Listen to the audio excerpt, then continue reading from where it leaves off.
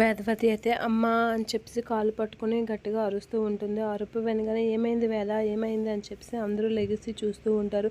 ఏం లేదు అని అనేసరికి ఇక వాళ్ళ అమ్మ వాళ్ళు కూడా అలా చూస్తూ ఉంటారు. ఏమైంది తనకి అని అయితే చూస్తూ ఉంటారు. ఇక వేద అయితే అమ్మ ఏమీ లేదంటున్నావు ఏంటి, నొప్పికి అరిసావు కదా అని అంటే ఏం లేదండి అని చెప్పేసి అయితే అంటూ నొప్పికి బాధపడుతూ ఉంటుంది వేదవతి. రా చెప్తాను కూర్చో అని చెప్పేసి అయితే అంటూ ఉంటాడు ఇక రామరాజు. ఇక అదంతా చూసి వాళ్ళ అమ్మ అయితే తల్లడిల్లిపోతుంది. ఏమైందో వేదవతికి అని అయితే తల్లడిల్లిపోతుంది.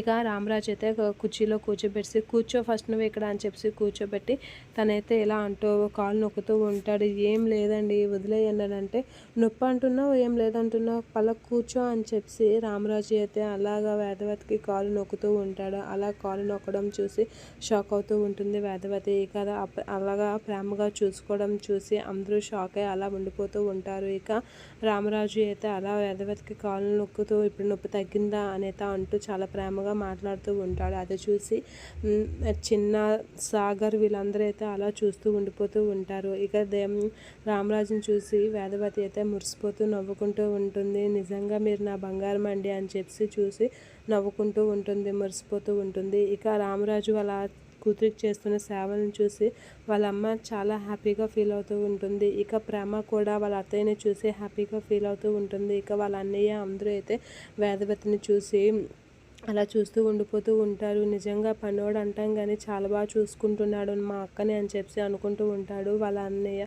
ఇక భైరవి భాగ్యవతి అయితే అలా చూస్తూ ఉండిపోతూ ఉంటుంది. ఇక వాళ్ళ అమ్మ రామరాజు చేసిన పనికి వాళ్ళ పిల్లలందరూ వాళ్ళ అమ్మకాసి చూసి నవ్వుకుంటూ ఉంటారు. ఇక చాలా హ్యాపీగా ఫీల్ అవుతూ ఉంటుంది రామరాజు విషయంలో వేదవతి.